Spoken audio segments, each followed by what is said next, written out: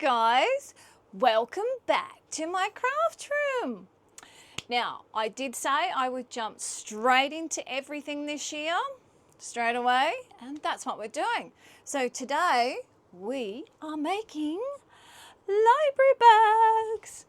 So for every primary school child out there in Australia, they do actually need a library bag of some sort.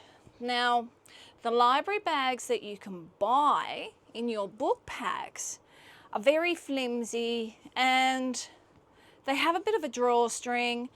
Now, if you've ever seen your children running with those library bags, they kind of do dangle in the dirt and they're not actually offering a lot of protection for the library books. So let's make a decent library bag. Now we'll go down to this craft table and have a closer look at this. This is my library bag and I've got a few of them here. A few different colours for you to see. Just put my glasses on. Now the library bag is actually double fabric.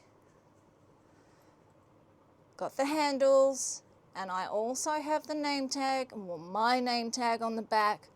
So if you've seen some of my other videos, you would know that you can buy some name tags from Spotlight anyway if you wanted to put a bit of a name tag on it. They do actually look good. So this library bag is the library bag that we are going to make today. It's pretty easy, so we're just going to jump straight into it. As you can see, I have a couple here. Now it does depend on how much fabric you actually have as to what size handles you end up with. This one, the handles weren't too big, but I will probably pull the handle off that one and just extend that just a little bit more. Whereas these ones, I kept it that length, which was really good. So that size is a good size. And that size is 13 inches. Okay, so that's a good size. Now, I, of course, down here, made everything from a fat quarter. So what you would do is go out and buy yourself 2 matching fat quarters, and you would only need a lining of some fabric, 2 pieces, 12 inches by 16.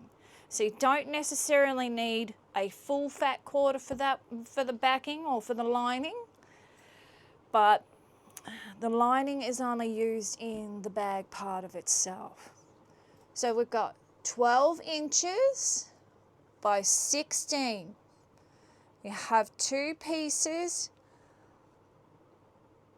of outside fabric and 2 pieces of your lining. Now out of your fat quarter, what you would do is lay your fat quarters down, iron them, and work with the longer edge. So your longer edge will probably be around the 21 inches and the shorter edge will probably be about between 18 and 20 inches wide. So work with the longer one, and usually that is actually the length of the fabric. Hi there. So usually the longer edge is the length of the fabric. So if you're going to the stores and you see the fabric rolls, it's the length of that roll. That's usually the longer piece. Now, if you buy a directional fabric, the directional, the print is usually going to go down the roll. So it's going to work a little bit different if you want to use a directional fabric. With the printed one, we can go long ways. With directional, you've got to go the length of that roll because the prints usually go down. So there's a little thought. Also, if you're going to use directional fabric, because you're working down the roll, you're going to get a bit of stretch. So do be careful. Choose your fabrics wisely. Try not to get directional fabric because you are going to have a headache. So, and that's why I didn't end up with a lot for the handle with this one, but I do have a little bit left over. So I'm just going to extend those handles out a little bit. And my library bags that I'm making, I will probably donate. So back to here. So you've got 12 inches by 16. I don't think your library bag needs to be any bigger than that. Now, if you cut your fabric, you straighten up one edge and the top edge. Okay, that's all you need to do. Cut your 12 inches by 16. There will be a little extra strip on top. Cut a binding strip, so that's 2.5 inches. So cut that off your fabric. That is what we use up the top here. Okay, so that's just a little extra binding strip. We use that on the edge. Then you'll need to cut 2 strips. Now, like I said, you have got 2 pieces of fabric. So you'll cut 2 strips here for binding, 2.5 inches each. 3 of those strips will be used for your outside binding edge all the way around. The other one will be cut in half for your handle, but there will be a little bit left over from your binding. So we're going to add that onto our handle fabric. And that's pretty much what we're going to do here. Now with these ones, you can't see it because it's pretty, well, it's done pretty well. That's where I've connected a little bit more onto this handle edge. So it's given me that little bit of extra space, which is really good when you compare it to this one. You don't need a big handle because you've only got little fingers anyway, little fingers, little hands, and you don't really want that library bag dangling in the dirt. But it's a really nice, quick, easy library bag. So we're going to get to it, but I'll leave it here. Transfer everything over to the sewing table, and we will be right back shortly.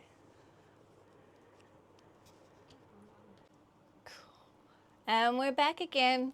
Listen, I may have confused you before, but with your lining fabric, right, the best way to go, because I always have heaps of different fabrics around anyway, so lining fabrics and using fabrics as linings is not an issue with me. But if you're going to go out and buy stuff for this, the best thing would be is to buy 1/2 metre of a colour that's going to go with your fat quarter. And then that way, if you have other things to make or if you have other library bags to make, well, you've got plenty of lining to play with anyway. Your lining, because it is 12 inches by 16, you cannot get 2 pieces cut out of 1 fat quarter. You'll need to have a little bit more fabric. So just thought I'd fix that up. There. Now the first thing you're going to do is you grab one piece of lining and one piece of fabric. Pretty much just put them together. This is all you're doing, guys. It's very easy. Line them up and get them together. I'll set that one there. We're going to work with the 2 short binding strips first. So the easiest way to do this, and don't worry, we're not going to bore you with all my sewing. We will just show bits and pieces and then go back to the cutting table. Now, once you get your 2 fabrics together, pin it all the way down. This will keep your fabric where it's supposed to be, basically. Just make sure it's nice and neat. These ones are easier to just pin, guys. Clips, to use clips at the moment, there's actually no need for clips. So we've got our fabric pinned. Got a nice, neat, straight edge here to start with. So I'm going to start with the top. Now, if you've watched my other videos, you will know how to do your binding. So with your binding strips, fold them in half. If you want to iron it, go right ahead, but I usually don't bother about ironing them sometimes. Probably not a good thing, but that's okay. I've been sewing long enough to know. Now we do roughly 1/4 of an inch, and we're working from the top, okay? Because we're going to learn something new in this video while we're making these, and I'll get to that in a second. So 1/4 of an inch straight stitch, and get this one on. And we're going to just play a little bit of music while we do this.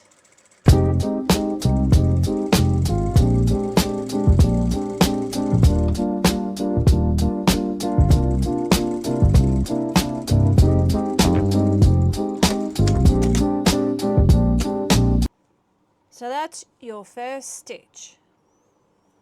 Leave your pins in place. Tuck your binding stitch behind, or your binding behind. Now this is the back. We're going to start getting a little bit more pedantic with things because this will help when we start doing quilts. Okay, so your binding goes to the back. See how we've got plenty of binding there? There's actually heaps. You probably could do a little bit more than 1/4 of an inch, but I think if you stay with 1/4 inch, it'll teach you a little bit more about quilting. So what we do now is we actually pin that from the front. We're pinning into the seam, because what I want to teach you is how to stitch in the ditch. And this is a quilting term, because we'll be doing lots of quilting stuff. Now, if you felt that there was too much there, you could slide that up just a little bit, but still pin in that ditch and pin it all along.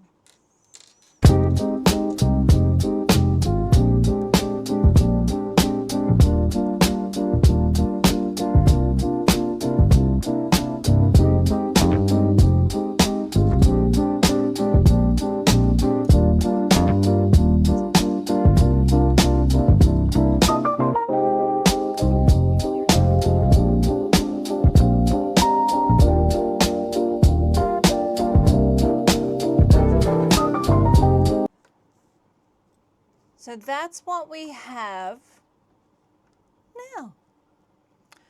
All we're going to do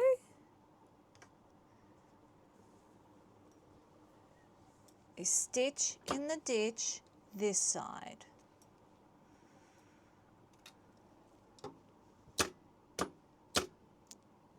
And stitching in the ditch is just here.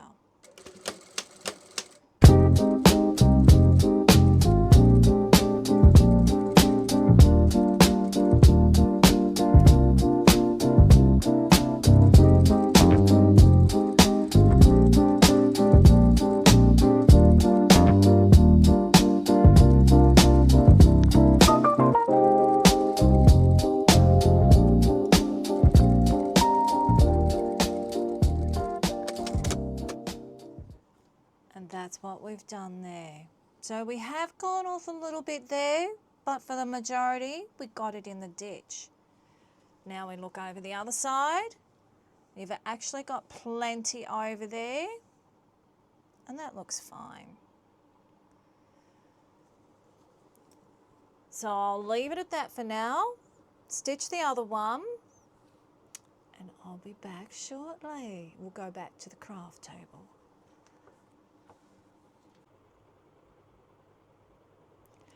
And we're back again, guys. Now, I didn't actually have my mic on over there, so I hope you heard me okay. I've previewed and it looked fine to me, so. All right, so I've stitched down here both pieces. They've been done, and I've also put the name tag on. So go ahead and do that and get it up to this. The very next thing you're going to want to do is pin both pieces together. Use all your pins that you have in the center and pin your sides together. Okay, so we are going to learn bits and pieces of quilting. So we're going to do a little bit more of dabbling into the quilting style of things. So with our binding strips, you would put right sides together. Now it would be easy if you used a ruler for this, but you don't always need to.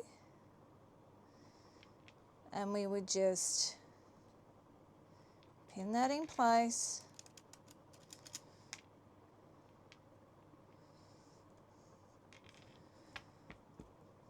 So what we want to do is sew from that corner there down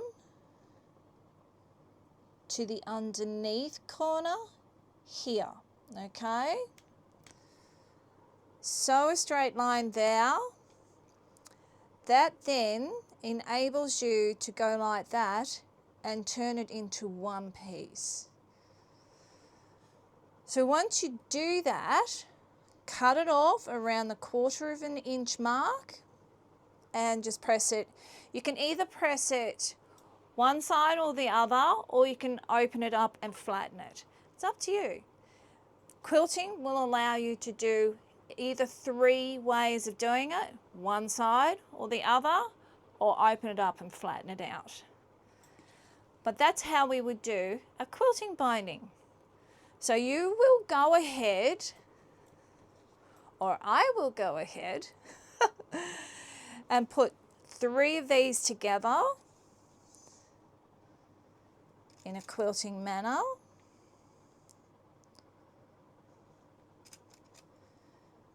And in the meantime, always prick myself, guys. Yes, every time you see that come close, yes, I do prick myself. Pins are just dangerous. Now, with these 2 pieces, I want you to put them together. Pin them down each edge, down the bottom. Get them ready. We actually don't sew these until we're ready to sew the binding. So we need to get the binding ready to sew this. And then with the binding, what you will do to start is you actually fold one end over, give it a finger press, then we put it together like that. Now this is the back of your work. So you would turn your work over. This is the front. So what I want you to then do is put your binding in place right here.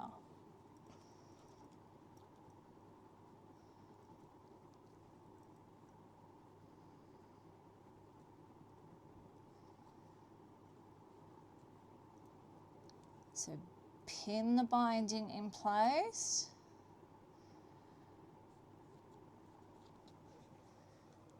And a good way of doing it is pin it all around, guys. Just pin that on the edge of the fabric all the way around. Try not to stretch it because you are working with a little bit of the bias.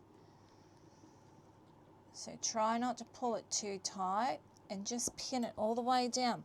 Now make sure you get all your pins out.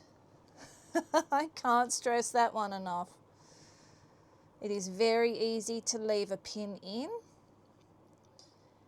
and sew over it, and then you're going to break your sewing machine. Or basically it's not going to be very good for your sewing machine.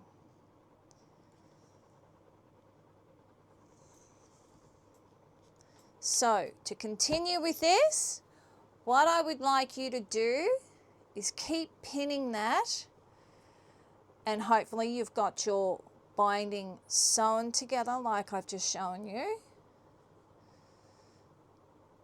And just pin it all around until you get it back up to here, and just leave that dangle until you get there. You would then go to your sewing machine and sew 1/4 inch all the way down. Go slow, slow and steady. You're working with 6 pieces of fabric, so definitely go slow and steady. It's not a race. This is quick and easy, but I'm trying to teach you to go slow and steady, because you need to go slow and steady when you're doing quilting, and if you want to get it nice and looking nice, you just need to go slow and steady. So that's your next thing. Put all of that together, and I will probably show you bits and pieces of me on the sewing machine, and that's probably it. A lot of it's just explaining things. So I'll be back in a second. Uh-huh.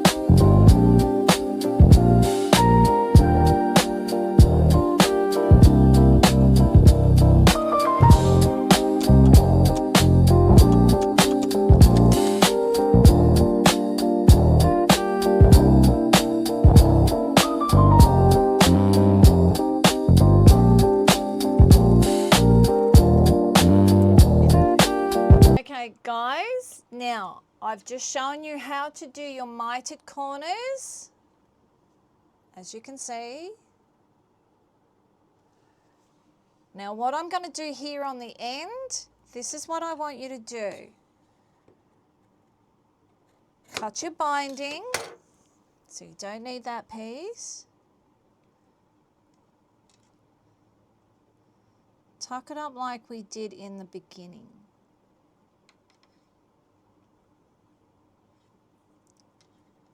Get your two pieces together nice and neat and get them right on the end, and then we just continue our sewing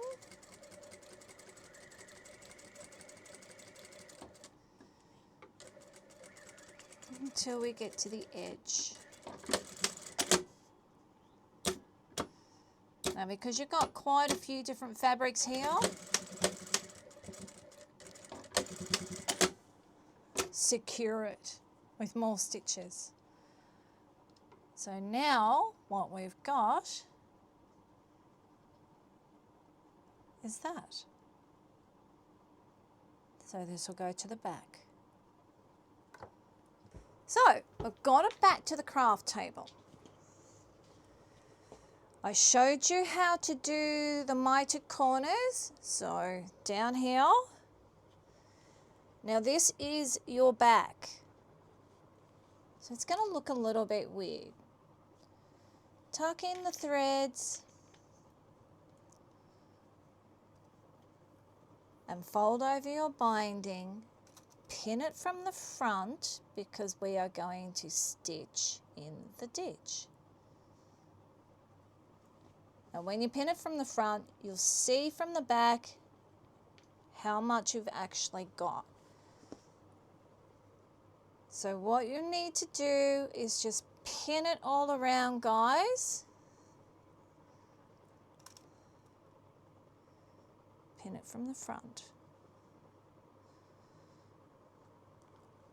Make sure when you pin it right in on that sewn seam, that sewn edge. And you know that you're going to catch it in the back.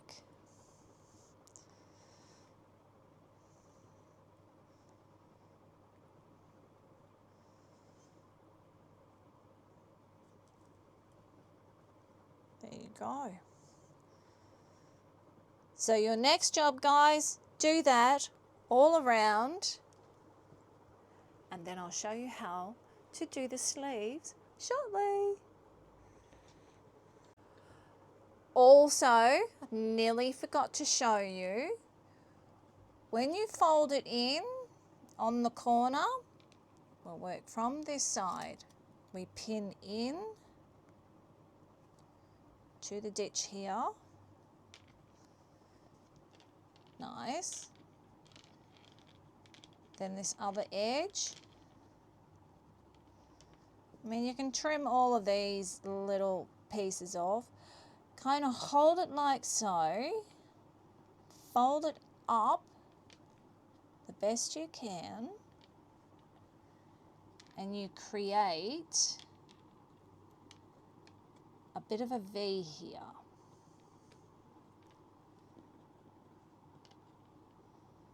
Gets a bit tricky to hold it and pin it at the same time.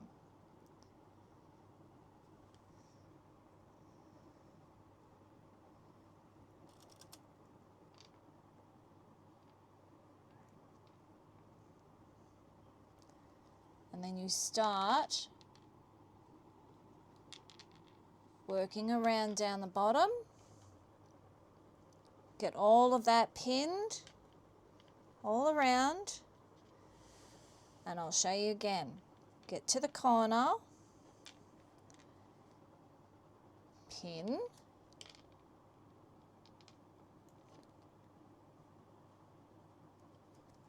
make sure you have it caught in.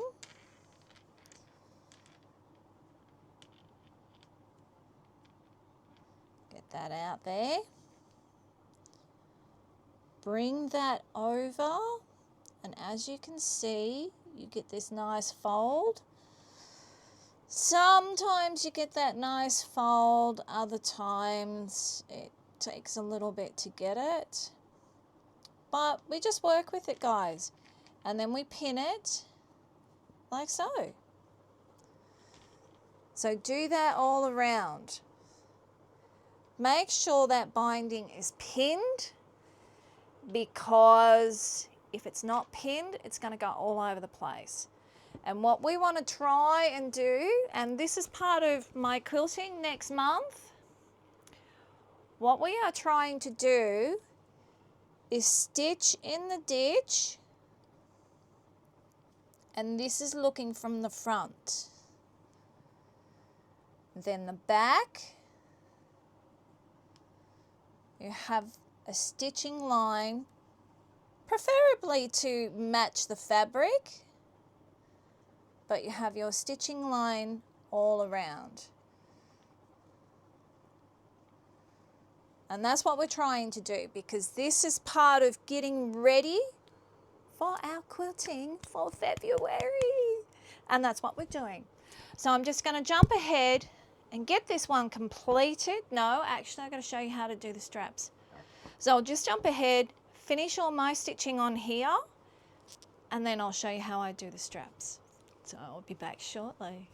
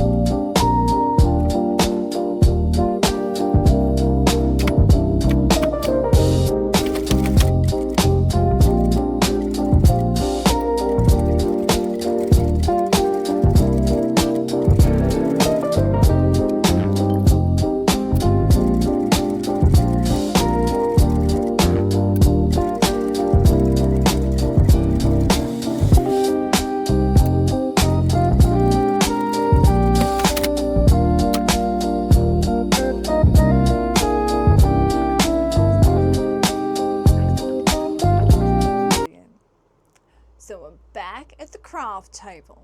Now I'll show you how I do my handles.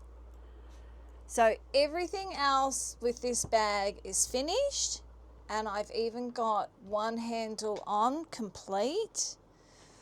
So I'll show you what we do. Now remember I said one of those strips had to be cut in half for each handle, and then we just need to add a little bit extra. So you've got a little bit left over from the binding. Also remembering that I've actually already got some in there, and that's where it's connected. So now you want the handle roughly about 13 inches.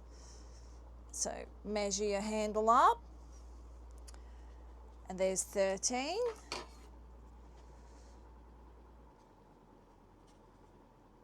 And just cut, because that's all you need. Don't need the rest.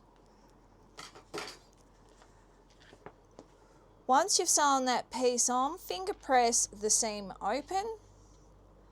Fold the whole piece in half like you would do for your normal binding. Finger press it, so I have my little handy dandy finger press without hurting my fingers.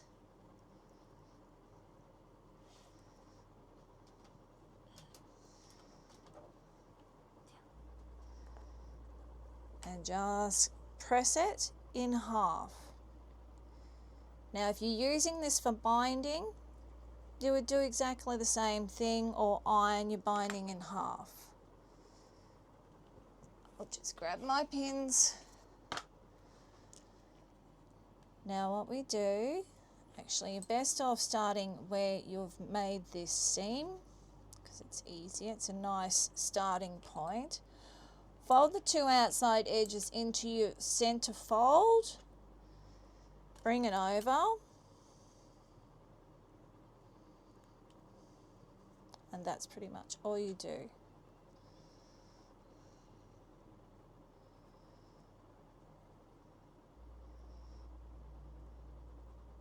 That's all there is. Pin it or just sew it, well, pin it and then just sew it straight away. So you would then take that to your sewing machine and you would sew down